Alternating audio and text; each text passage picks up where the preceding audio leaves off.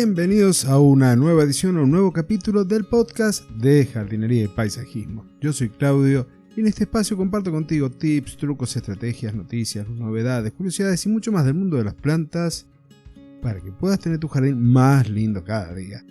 Hoy voy a continuar con un episodio de hace un par de semanas, el de los árboles, pero esta vez aquellos árboles que podés cultivar en macetas cuando tenés un patio interno, cuando tenés una terraza y querés tener un arbolito, pero no contás con el suelo para instalarlo allí. Así que hoy, árboles para cultivar en maceta.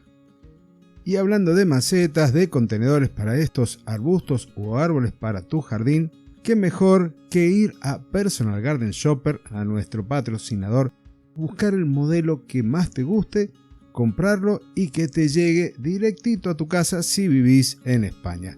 Te recuerdo Personal Garden Shopper, en donde ahí vas a encontrar las macetas, pero también podrás encontrar polímeros para optimizar el recurso hídrico, vasijas de cerámica de autorriego y mucho, pero mucho más para que tu árbol en maceta prospere maravillosamente.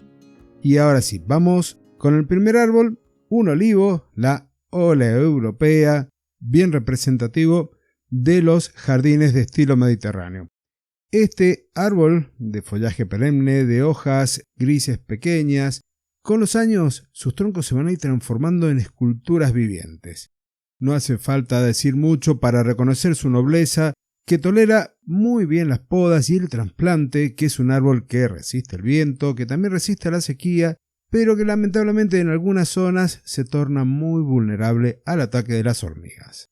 El siguiente árbol que te voy a comentar pasa de este ambiente seco a un ambiente de alta humedad, el Acer palmatum o el arce japonés. Este arbolito o arbusto, que no suele crecer mucho, en el suelo puede llegar a alcanzar hasta los 12 metros de altura, se destaca porque tiene un rojo otoñal increíble.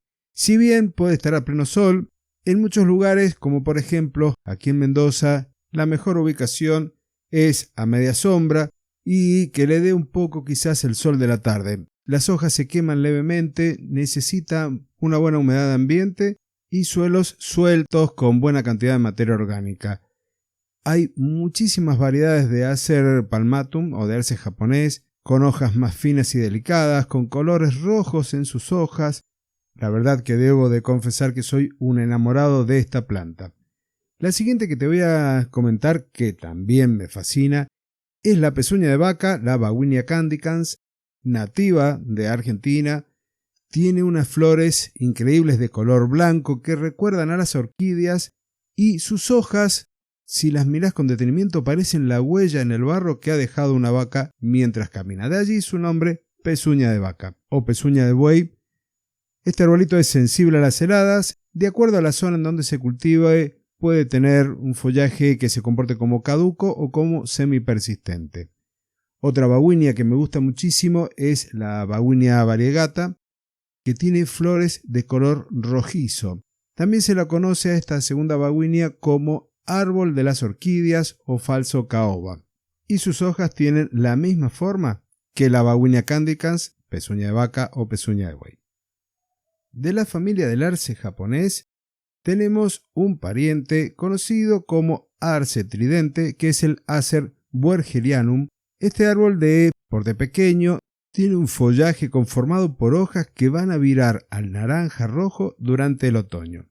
Y por suerte para sus espectadores, persiste durante bastante tiempo. Cuando lo coloques en su maceta o contenedor, podrás luego ubicarlo a pleno sol, y una característica distintiva de su hermano el Acer palmatum es que es más resistente al viento.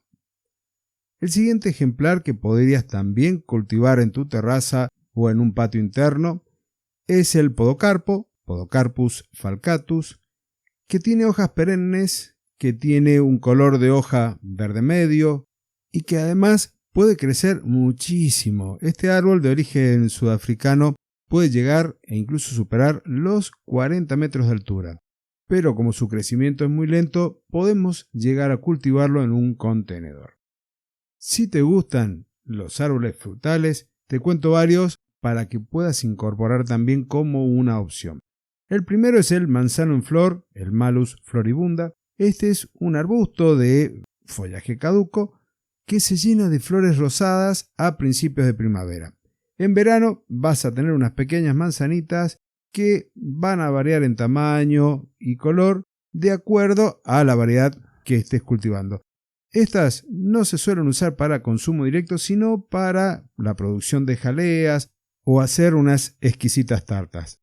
Este arbolito o arbusto es muy rústico, tolera muy bien la poda, lo podés propagar luego por acodos o por división, y hay una variedad que tiene flores de color rojo intenso y de hojas moradas. Se la conoce como Pink Profusion y es una variedad de este manzano en flor. Y hablando de plantas en flor, otro frutal es el peral de flor, el Pyrus calleriana, que tiene hojas caducas, tiene un porte columnar elipsoidal que podría alcanzar los 10 metros en el terreno. Florece durante la primavera, pero a principios de esta primavera de color blanco. Al igual que su pariente cercano, el manzano en flor, tolera muy bien la poda. ¿Y quién no ha visto o no ha tenido cítricos en macetas? En general se adaptan muy bien al crecimiento en estas, muchas variedades están injertadas. Lo único a tener presente es que si vivís en zonas donde el invierno es muy frío, tendrás que ponerla al reparo en el invierno, pero si no, podés llegar a tener tu naranjo, tu limonero, tu pomelo o también tu planta de quinoto en macetas. Y probablemente puedas durante su cultivo observar que las hojas se ponen amarillas, esto es por deficiencia de hierro, con lo cual es probable que se te recomiende en un centro de jardinería que lo fertilices con hierro cada 4 meses. Y la última planta que vamos a ver hoy es el tamarisco o tamarindo, el Tamarix ramosísima, que podemos considerarlo como un arbusto grande o un árbol pequeño porque alcanza los 7 metros de altura. Las ramas son de color marrón rojizo y en otoño se convierten en un color ocre que persiste durante buena parte del invierno. Tiene flores en racimos durante todo el verano de color rosado. Esta planta resiste muy bien el viento y tolera la cercanía al mar, por lo tanto, si vivís cerca de la costa, esta es una de las plantas que se te podrían llegar a recomendar para ser cultivada en contenedores y tener algo de altura en el jardín. Y hablando 4 palabras solamente sobre las macetas, sobre los contenedores, ten presente que mientras más grande sea, mejor va a ser el desarrollo del ejemplar que allí coloques. Es muy probable que con los años vayas a tener que ir renovando estas macetas, estos contenedores, que incluso la presión interna de las raíces puedan romperlos, con lo que te sugiero que busques macetas de calidad y que además tengas presente que si la colocaste a pleno sol, ese suelo, ese sustrato se va a calentar más, se va a deshidratar más y por lo tanto vas a tener que estar muy atento al riego y en la parte aérea también estar atento a la poda para poder mantener su forma, su tamaño y lograr que esté bastante equilibrada la parte aérea con la parte subterránea. Y como el agua se evapora rápidamente, te sugiero que analices la posibilidad de colocar algún riego automático por goteo o incluso que enriquezcas ese sustrato con componentes como la fibra de coco que va a absorber la humedad y la va a retener un poco más de tiempo para las plantas, que utilices polímeros o incluso si no podés recurrir a estas dos alternativas para que no le falte agua a tu planta, podés utilizar elementos de riego automático, algunos goteros que vienen con reservas de agua que lo podés incluso conectar con una botella de agua mineral vacía para que el agua no sea un motivo de que tu planta sufra estrés. Igualmente, como no va a haber mucho suelo en donde puedan explorar sus raíces, vas a tener que estar atento a el abonado para que no le falten nutrientes. Y al hablar de abonos, hablar de macetas, de polímeros para el riego, no puedo dejar pasar mi recomendación de que vayas a personalgardenshopper.es para que, si vivís en España, puedas completar tu maravilloso proyecto de jardinería. Y ahora sí, con esto me despido. Nos encontramos la semana que viene en una nueva edición de este podcast de jardinería y paisajismo. en el cual te pido, porque a veces se nos pasa por alto, que me dejes el me gusta, que compartas el episodio para que los algoritmos nos ayuden para llegar a más amantes de las plantas y de la jardinería. Nos encontramos el próximo jueves. Muchísimas gracias.